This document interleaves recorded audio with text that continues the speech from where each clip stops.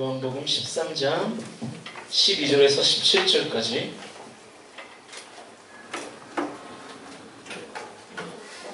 한 절 한 절 교대로 읽도록 하겠습니다. 그들의 발을 씻으신 후에 옷을 입으시고 다시 앉아 그들에게 이르시되 내가 너희에게 행한 것을 너희가 아느냐?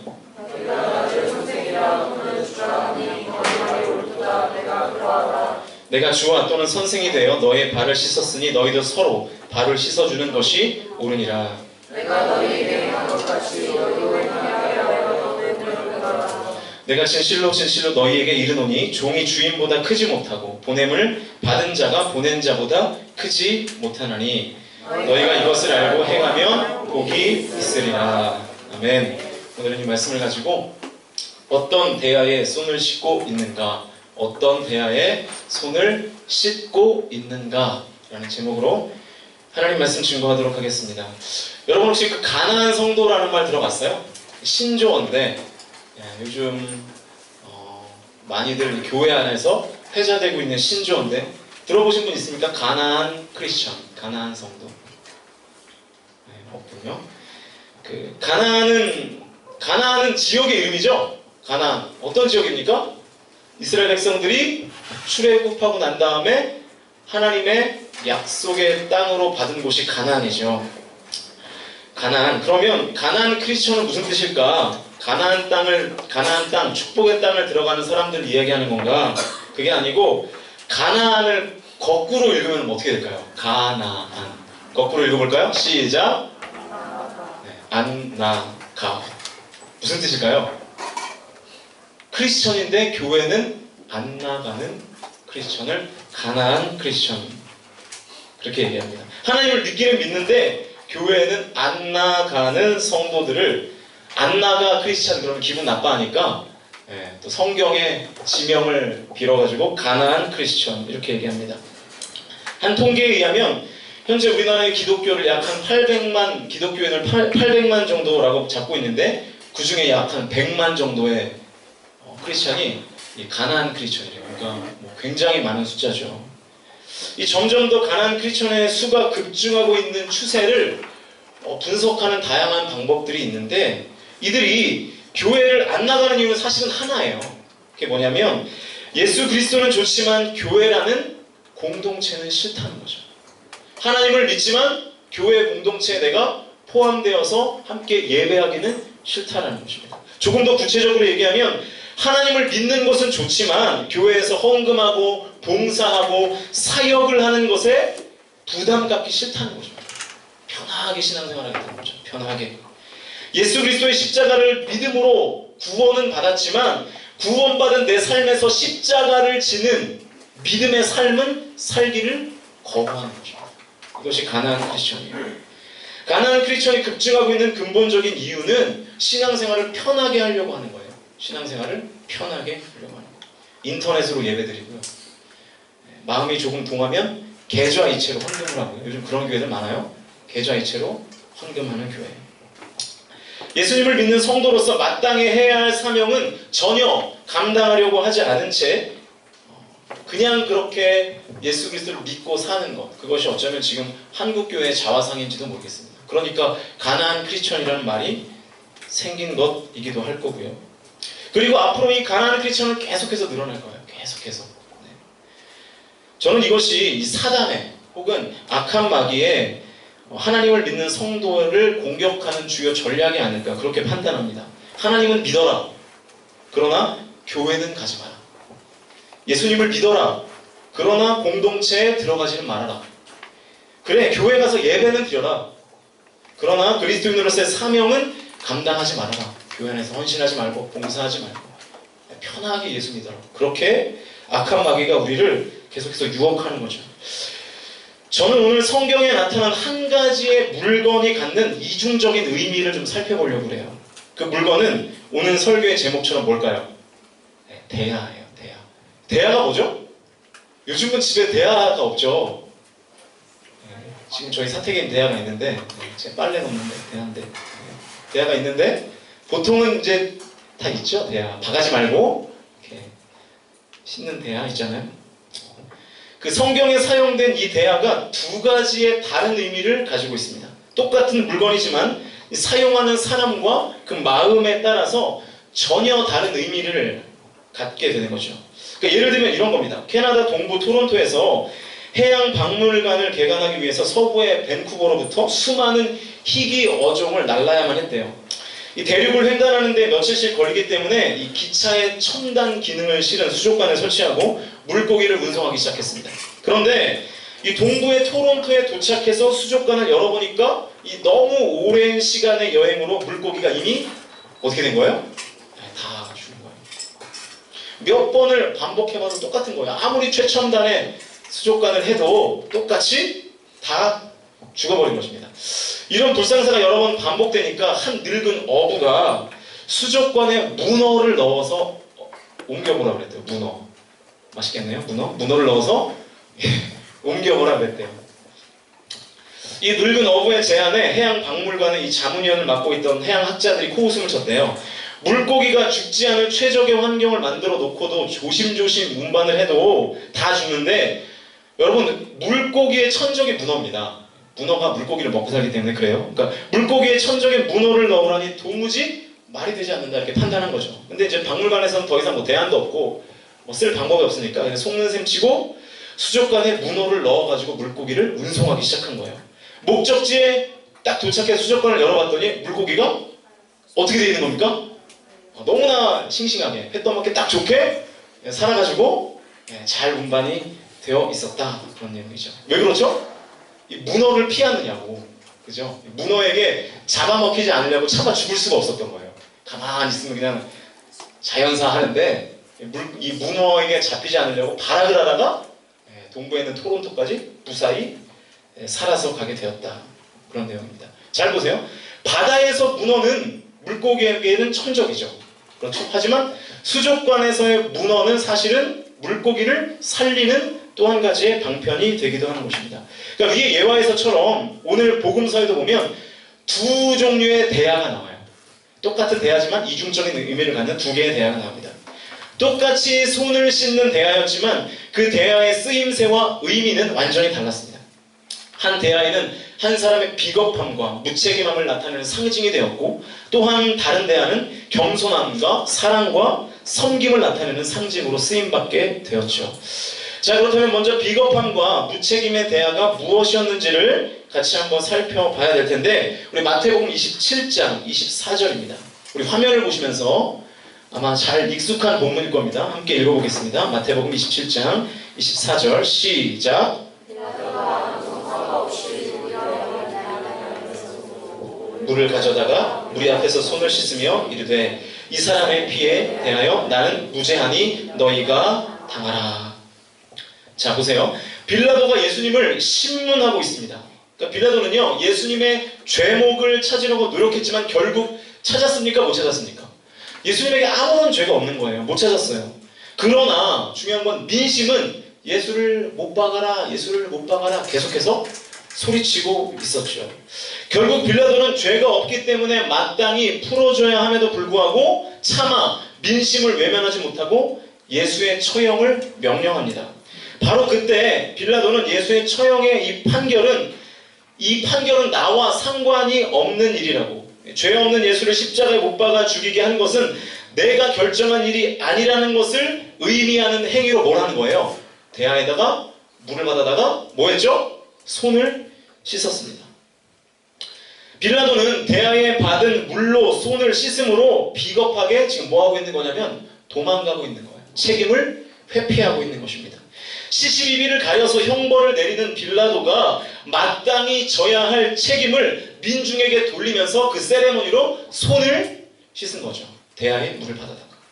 복음서에 나타난 첫 번째 대야는 빌라도가 손을 씻은 대야였습니다. 즉 비겁한 대야였고 회피의 상징으로서의 대야였습니다. 또 다른 대야가 나오는데, 복음서에 나타난 또 다른 의미의 대야는 오늘 우리가 읽은 본문에서 나오죠. 좀 전에 13장 5절 화면을 보시면서 함께 읽어볼까요? 13장 5절 크게 읽습니다. 시작.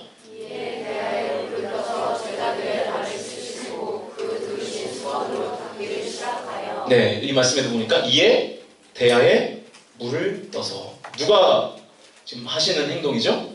네, 예수님이 하시는 행동이에요. 예수님께서는요, 제자들을 불러놓다가 대야에 물을 받아놓고 그들의 발을 씻겨주는 거예요. 네, 발을 씻겨주는 거예요. 제가 고등부 때 이런 거 참 많이 했는데, 세족식 뭐 이런 거 많이 했거든요. 네, 제가 사역자가 되니까 별로 하고 싶지는 않게 되는데 어쨌든 그때는 많이 했었어요. 세족식 이런 거를. 제자들의 발을 왜 씻기셨는가가 중요한데 14절과 15절, 13장 14절과 15절을 같이 한번 읽습니다. 13장 14절 15절 시작. 내가 주와 또는 선생이 되어 너희 발을 씻었으니 너희도 서로 발을 씻어주는 것이 옳으니라. 내가 너희에게 행한 것 같이 너희도 행하게 하려 하여 본을 보였노라. 왜 예수님께서 대야에 물을 받아다가 제자들의 발을 씻겨줬습니까? 예수님은요, 내가 너희들의 발을 씻겨주며 섬긴 것 같이 먼저 너희들이 서로를 섬기고, 또한 내가 너희에게 섬김을 행한 것 같이 이제 너희들도 세상 가운데 나아가 또 다른 사람들에게 섬김을 하기 위해서 예수님께서 모범을 보여주신 거죠. 먼저 본을 보인 것입니다. 여러분, 왜 예수님이 갑자기 대야에 물을 받아다가 제자들의 발을 씻기셨을까? 이 마태복음의 세족식 기사의 병행 구절이 누가복음 22장에 나와 있는데, 거기에 보면 제자들이 이른바 그 누가 크냐 하는 논쟁을 합니다. 누가 크냐 하는 논쟁. 우리가 잘 알듯이 예수님의 3년 반의 공생의 기간 동안에 이 제자들 사이에는요, 이렇게 이상 야릇한 위계 질서가 생겨버렸어요. 예수님의 제자가 몇 명이었습니까? 네, 생각을 하네요. 네, 12명이죠. 12명. 네, 12명. 제가 최근에 이제 임원들하고 책을 한 권 읽으려고 한 권을 이제 결정해서 이제 뿌렸는데 되게 좋았나 봐요, 책이. 책 제목이 새신자반인데 다들 새신자가 아닌데 되게 은혜가 됐다고 다 한번 읽어도 될 것 같은 느낌을 받긴 하는데, 아무튼 3년 반의 공생의 기간 동안에 이 12제자들 사이에서 위계가 생긴 거예요. 여러분, 예수님의 수제자가 누구였습니까? 예? 네, 베드로. 맞아요. 네, 베드로. 그 예수님의 수제자 말고 예수님께서 어디든 가실 때 항상 따라다니던 3명의 제자가 있었는데 혹시 아세요? 베드로? 요한? 그렇죠. 야고보. 이렇게 3명이 항상 따라다녔습니다. 그런데 어느 날 이 요한과 야고보의 어머니가 한 가지 생각을 하는 거예요. 만약에 예수님이 왕이 된다면 베드로는 뭐 수제자니까 당연히 우의정을 할 테고, 그러면 좌의정 한 자리가 남는데 예수님의 좌편에는 야고보가 앉을까 요한이 앉을까? 왜냐면 3명 중에 한 명은 이제 확정이고 2명 중에 하나 누가 될지 모르니까. 하지만 둘 다 내 아들이니까 심히 고민에 빠진 겁니다. 곰곰이 생각해보니까 어떤 거예요? 마음이 아파오는 거예요. 얘도 잘 돼야 되고 얘도 잘 돼야 되는데 자리는 한 자리밖에 없으니까, T1은 하나밖에 없으니까 누가 돼야 될까? 요한과 야고보 둘 다 내 금쪽 같은 아들인데 하나만 좌의정이 되고 하나만 떨어져 나가면 얼마나 슬프겠어요. 고민을 거듭하다가 이 어머니가 하는 행동, 어머니들이 항상 하는 행동이 있죠. 치맛바람을 일으키기 시작하는 거예요. 학교에 가면 이제 어머니들의 치맛바람이 많지 않습니까? 이 어머니 특유의 치맛바람을 일으킨 거죠. 예나 지금이나 똑같은 것 같아요. 어머니들은 예수님을 찾아가서 뭐 하는 거냐면 청탁을 하는 거예요. 청탁. 어머니가 예수님을 찾아가가지고 자기 두 아들을 하나는 우의정에 하나는 좌의정에 앉혀달라. 베드로를 쳐내버리고 내 두 아들을 예수님 오른팔 왼팔로 서게 해달라. 그렇게 이제 요청을 하는 겁니다. 그런데 그 이야기를 이 셋만 들으면 괜찮겠는데 나머지 제자들이 다 들은 거죠. 그래가지고 이제 분위기가 어땠겠어요? 예? 분위기가 어땠겠습니까? 뭐 너만 잘났냐? 그러면서 나도 잘났다. 나도 예수님 잘 따라다녔다. 나도 예수님 많이 알고 순종 많이 했다. 이러면서 막 싸우기 시작하는 거죠. 그래서 누가 크냐 하는 논쟁을 제자들 사이에서 막 했던 겁니다. 서로를 견제하고 썰렁한 분위기가 막 그 제자들 그룹 안에서 막 감돌기 시작하는 거죠. 서로 막 시기하는 그런 분위기. 이런 배경 속에서 예수님께서 그들을 다 불러 모아다가 발을 씻기신 거예요. 누가 크냐 하는 싸움하지 말고 무슨 싸움을 하는 거예요? 섬기는 싸움이라. 섬기는 싸움이라. 예수님이 행하신 세족식에는 바로 이런 의미가 있는 겁니다. 서로 자기가 잘났다고 내가 더 높은 곳에 올라가야 한다고, 다른 사람은 중요하지 않고 내가 더 중요하다고, 아니 어쩌면 나만 중요하다고 생각하는 그 이기심에 휩싸인 제자들에게 예수님은 오늘 너희들 자신만, 다시 말해서 나만 생각하지 말고 동료들을 좀 생각해라. 그리고 너희들의 사명을 생각해라. 너희들이 구원해야 될 그 백성들을 좀 생각해라. 너희들이 사랑으로 섬겨야 될 이웃들을 생각하기를 바라면서 지금 대야에 물을 받아다가 세족식을 하고 계신 것입니다. 저는 오늘 본문의 말씀을 설교 준비를 통해서 묵상하면서 이 제자들의 누가 크냐 하는 이 논쟁의 이야기를 읽으면서 저는 거기서 빌라도가 씻었던 그 대야를 보게 되었습니다. 빌라도는 많은 백성들을 위해서 공정한 재판을 해야 하는 자신의 사명과 책임을 회피한 채 나는 책임이 없다고, 죄 없는 예수를 죽이는 것이 내 잘못이 아니라 저 우매한 백성들의 잘못이라고 책임을 전가하는, 그래서 대야에다 물을 받아놓고 손을 씻으면서 자기 자신만을 생각하면서 책임을 회피했던 이 빌라도와 오늘 본문에 나타난 예수님께서 제자들을 세우시며 이제 백성들에게 나아가서 예수 그리스도의 사랑을 전하고 섬기라고 세우신 제자들이 서로 내가 잘났다고, 내가 최고라고 싸우고 있는 모습이 같이 오버랩되는 그런 은혜를 제가 경험하게 되었습니다. 논쟁하면서 자신들이 진정으로 감당해야 될 사명을 회피하고 있는 모습.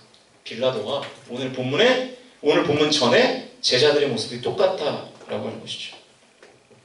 그런 제자들에게 예수님은 직접 그들의 발을 씻기시면서 사랑과 섬김의 모범을 이기적으로 나 자신만을 생각했던 그들에게 보여주었던 것입니다. 이제 나 자신만 생각하지 말고 옆 사람에게 눈을 돌려라. 섬김을 훈련해라. 섬김을 가지고 나아가라.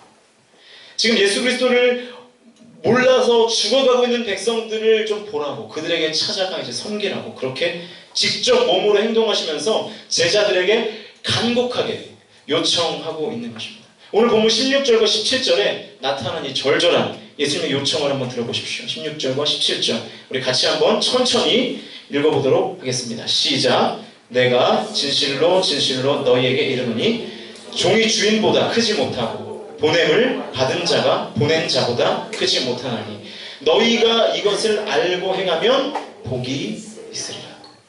진실로 진실로 예수인 내가 너희들에게, 제자들에게 간곡하게 얘기하는데 너희들이 너희 인생의 주인이 아니야. 너희들은 섬기는 종이다. 나 자신을 드러내고 교만해지면 안 된다. 사랑과 섬김을 동료와 이웃들에게 실천하는 그것이 복이다. 나 자신만 생각하는 것이 아니라 옆 사람을 생각하면서 나아가는 것이 복이다. 이렇게 말씀하고 계신 것입니다. 이 말씀이 우리 청년 공동체에게, 우리 뉴 공동체에게 어떻게 적용될 수 있을까를 기도하면서 고민했습니다. 저는 오늘 여러분에게 나 자신에게 해야 할 질문 한 가지를 드리면서 일찍 끝나겠네요. 네, 설교를 마치려고 해요. 여러분, 지금 나의 신앙생활이 혹시 회피형 신앙생활은 아닌가? 한번 나 자신에게 물어보십시오. 하나님을 믿긴 믿어요. 그런데 사실 하나님을 회피하는 신앙생활을 내가 하고 있지는 않을까? 지금 여러분의 예배가 어떻습니까? 여러분이 예배에 성공하지 못하는 이유가 정말 내가 아닌 다른 곳에서 찾는 것이 정당하다고 생각하십니까? 그래서 그 예배를 저 누구 때문에 나의 예배가 방해받고 있다고 생각하고 내 예배가 성공하지 못하는 이유를 다른 사람의 책임으로 전가하고, 그래서 내 예배가 제대로 되지 못하는 것의 정당성을 그러한 방식으로 확보하고 있지는 않는가 하는 것입니다. 우리 청년 공동체가 뭔가 연약한 부분이 있어서 저와 여러분이 예배가 잘 되지 않는 것이라고 혹시 우리가 생각하고 있지는 않나 하는 것입니다. 만약 지금 여러분이 하나님과의 거리가 점점 멀어지고 있다면 그 이유가 정말 밖에 다른 요소인가? 그것 가운데 내가 책임을 전가하고 있지는 않는가? 여러분의 영성이 무뎌지는 이유가 내 자신에게 찾는 것이 아니라 다른 누군가의 책임을 전가하고 그렇게 그냥 하루하루를 흘러가는 듯이 그렇게 살고 있지는 않는가? 어쩌면 우리는 빌라도가 썼던 그 대화를 우리의 매 예배 중에 쓰고 있는지도 모릅니다.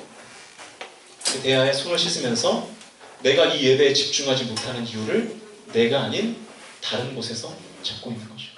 예수를 십자가에 못 박은 것은 내가 아니라 우매한 백성이라고 얘기했던 빌라도가 손을 씻은 그 대야를 우리도 똑같이 어쩌면 그 대야에 우리의 손을 씻으면서 내가 제대로 사명을 감당하지 못한 것, 혹은 내가 하나님 앞에 제대로 예배하지 못하는 것에 대한 책임 전가를 내 안에서 찾는 것이 아니라 내 밖에 다른 어떠한 요소에서 찾고 있지는 않는가 하는 것이죠.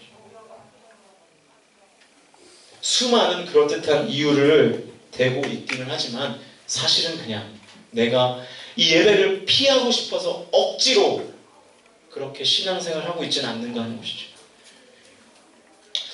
저와 여러분이 신앙생활을 하면서 정말 내가 어떠한 대야에 손을 씻고 있는가를 곰곰이 내 영혼에게 말씀하시고 질문하시고 다시 한번 돌이키실 수 있었으면 좋겠습니다. 오늘 본문에서의 예수님처럼 제자들의 발을 씻기며 이제 너희들도 나를 본받아 내 주변의 사람들에게 예수 그리스도의 사랑과 섬김을 전하라고. 다시 말해서 이 얘기는 뭐냐면 내가 내 영혼이 잘 되지 못하는 이유를 다른 사람들에게 찾는 것이 아니라 내 안에서 찾는 작업이 우리 공동체 안에 있는가 하는 것입니다. 우리 안에 사명을 맡은 자들이 있어요. 저를 포함해서 사명을 맡은 수많은 사람들이 있습니다. 그 사명이 때로는 제대로 감당되지 못하는 경우도 있죠. 그 경우가 과연 어떠한 케이스를 통해서, 다시 말해서 왜 그 이유가 무엇인가를 따지는 그런 상황 속에서 그 이유가 내 안에 있는가 혹은 내 밖에 있는가를 내 자신에게 솔직하게 물어볼 수 있어야 된다는 것입니다. 지금 여러분의 손은 어떠한 대안이 있습니까?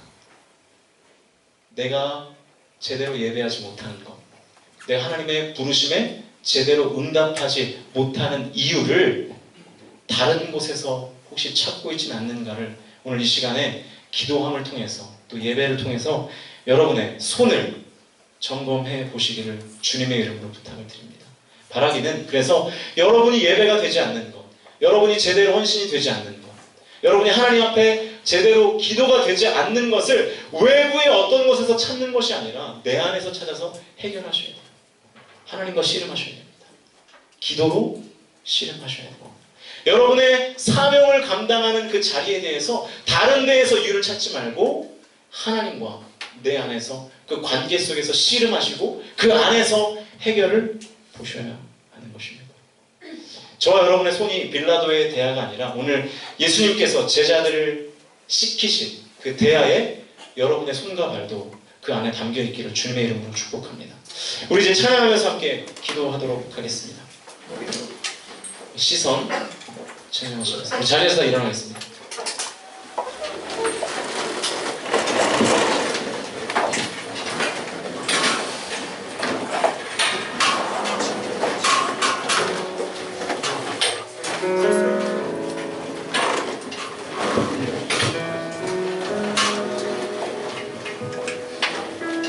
찬양하시겠습니다. 내게로부터 눈을 들어 주를 보기 시작할 때 주의 일을 보겠네. 내 작은 마음 돌이키사 하늘에 꿈꾸게 하네. 주님을 볼 때 내게로부터 눈을 들어 내게로부터 눈을 들어 주를 보기 시작할 때 주의 일을 보겠네. 내 작은 마음 돌이키사 하늘에 꿈꾸게 하네.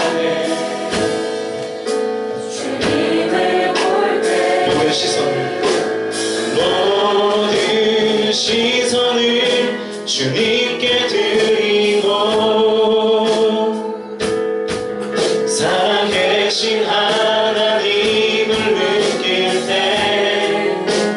내 삶은 주의 역사가 되고 하나님이 일하기 시작하네.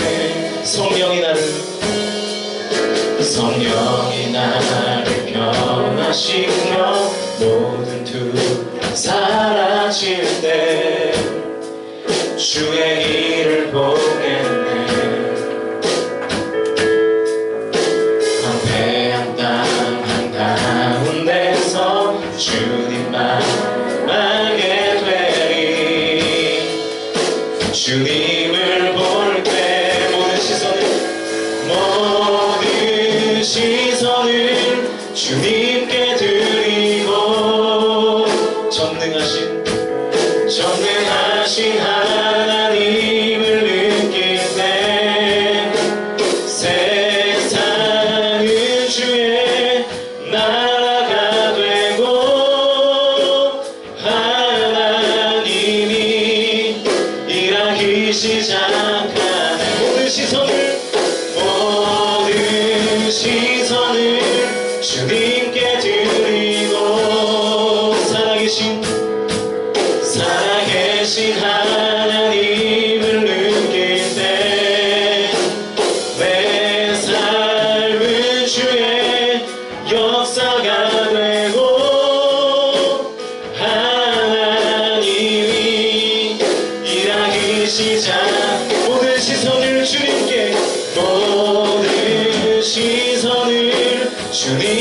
드리고 살아계신 하나님을 느낄 때 내 삶은 주의 역사가 되고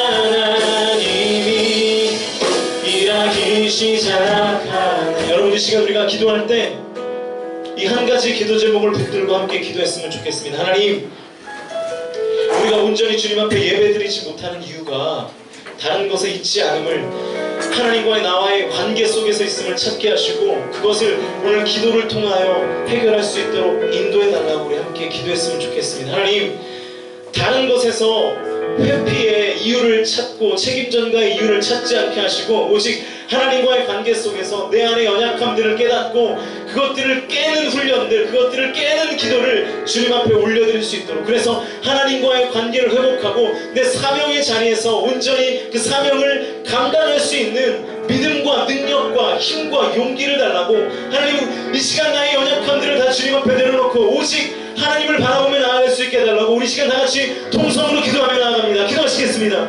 살아계신 아버지 하나님, 오늘도 우리 중에 역사하여 주시기를 하나님 간절히 소원하며 나아갑니다. 하나님, 우리의 삶의 영성이, 하나님 우리의 신앙생활이 하나님 어떠한 모습으로 하나님 앞에 나아가고 우리가 어떠한 모습으로 주님을 예배하고 있습니까? 하나님, 우리가 온전히 주님을 예배할 때 우리가 예배가 되지 않는 이유, 우리가 우리의 사명을 제대로 감당하기를 원하지 않는 이유를 하나님 다른 데서 찾는 것이 아니라 하나님과의 관계 속에서 찾아갈 수 있도록 주님 인도하여 주시옵소서. 하나님, 기도가 되지 않는 이유가 내 삶이 곤고해서가 아니라 내 삶에 문제가 있어서가 아니라 나의 영혼이 위축되어 있고 내가 하나님 앞에 다가가기를 원치 않으며 내가 주님 앞에 기도를 소원하지 않고 기도가 필요 없다고, 기도가 아무 소용없다고 생각하는 나의 영적 게으름에서부터 오는 것은 아닌지, 그래서 내가 하나님과의 관계를 바르게 영상하는 것을 추구하지 아니하고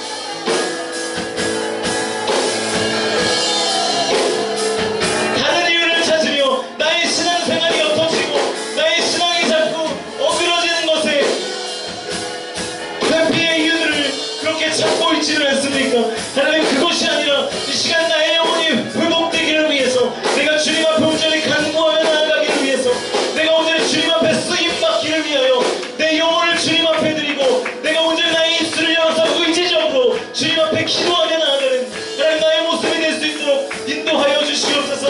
하나님, 다른 데서 이유를 찾는 것이 아니라 내 안에서 영적인 게으름과 내가 하나님을 찾지 않는, 주님을 사모하지 않는 나의 영혼에 대하여 주님 앞에 고백하고 온전히 하나님께 아뢰며 그래서 나의 영혼이 회복되기를 소망하며 나아가는 하나님 우리의 모습이 될 수 있도록, 우리 공동체가 될 수 있도록 주님 인도하여 주시옵소서.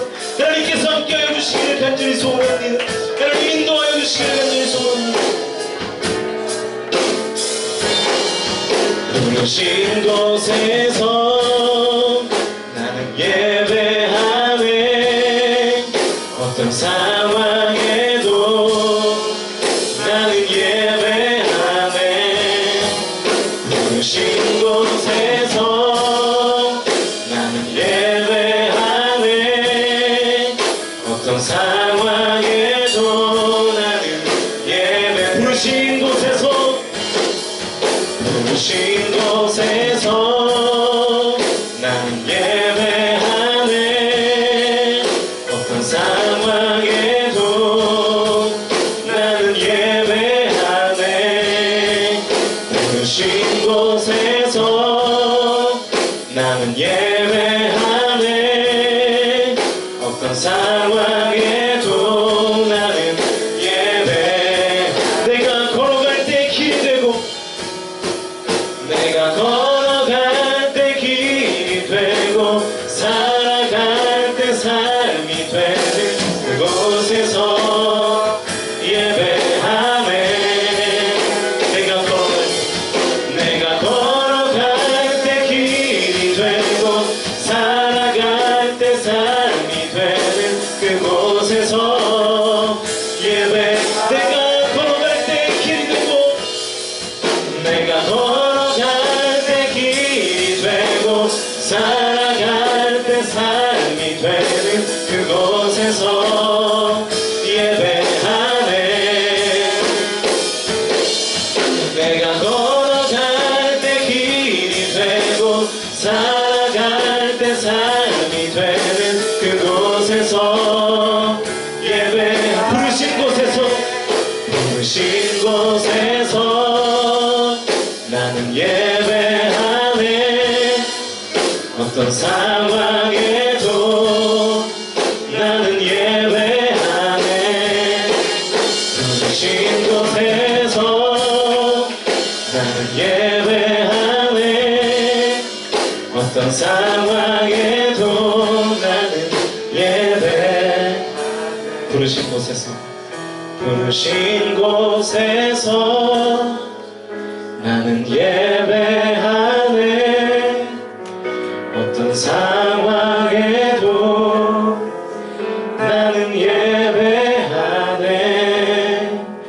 부르신 곳에서 나는 예배하네.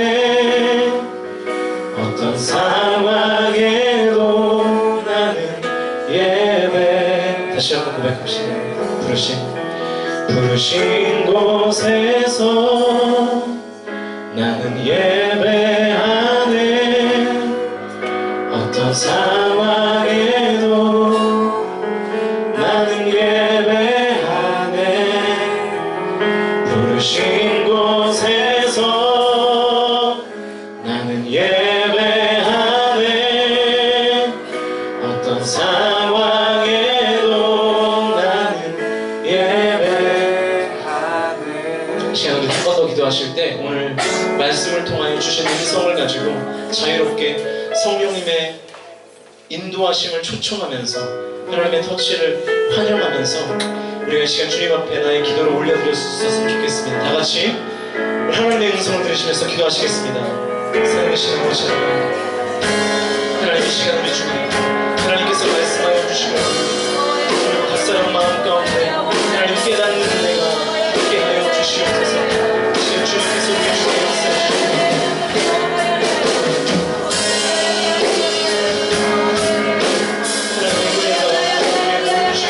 주님 인도하여 주시옵소서. 살아계신 아버지 하나님께서 우리 주님 역사하시옵소서. 성령님이 우리의 마음을 만져주시고 하나님 우리의 영혼을 만져주시고 하나님 우리의 영혼을 회복하셔서 다시금 주님을 예배할 수 있는 영으로 하나님을 온전히 사모하고 하나님께 기도하기를 즐겨하며 하나님의 성령의 자리에 나아가 그 사명을 완수하며 나아갈 수 있는 하나님 그 믿음을 허락하여 주시옵소서. 하나님 우리가 그 자리를 회피하지 않도록 인도하여 주시고 하나님 그 이유를 다른 곳에서 찾지 않도록 인도하여 주시고 오직 하나님께서 우리 가운데 허락하신 은혜대로 하나님께서 우리에게 주신 그 사랑대로 하나님께서 십자가의 사역을 통하여 구원하신 그 은혜를 가지고 우리가 주님 앞에 사역하며 나아갈 수 있도록 살아계신 주님, 오늘 우리는 두 가지의 대안을 살펴보면서 과연 우리의 인생이 어떠한 대화에 손을 담그고 살아가고 있는가를 시간 함께 점검하며 나아갑니다. 하나님, 바라는 것은 우리의 신앙의 무기력함이 혹은 우리의 신앙생활에 있어서 하나님과의 거리가 점점 더 멀어지는 이유를 다른 데서 찾지 않게 하시고 내 안에서 찾아 그 주님과의 관계를 좁히고 다시 나의 영성들을 회복하며 나아갈 수 있도록 주님 인도하여 주시옵소서. 하나님, 사명을 맡은 자들이 있는데 그 사명을 신실하게 감당할 때에 그 부족함들을 다른 데서 찾는 것이 아니라 하나님과의 관계의 회복, 다시 말해서 예배 안에서 주님과의 관계를 회복함으로 나의 사명의 자리도 먼저 회복하며 나아갈 수 있도록 주님 인도하여 주시옵소서. 한 주간 살면서 내 안에 나의 영에게 끊임없이 그 질문들을 하며 결국 내가 하나님과의 관계를 회복하여 다음 주에 다시 이 자리에 나와 주님 앞에 감사를 고백하며 하나님께 기도할 수 있는 우리 교 공동체 될 수 있도록 주님 함께하여 주시옵소서. 언제나 우리를 사랑하시는 줄로 믿고 감사드리며 예수 그리스도의 이름으로 간절히 기도하며 나아갑니다. 아멘. 우리 부르신 곳에서 다시 찬양하시면서 준비하신 헌금하도록 하겠습니다.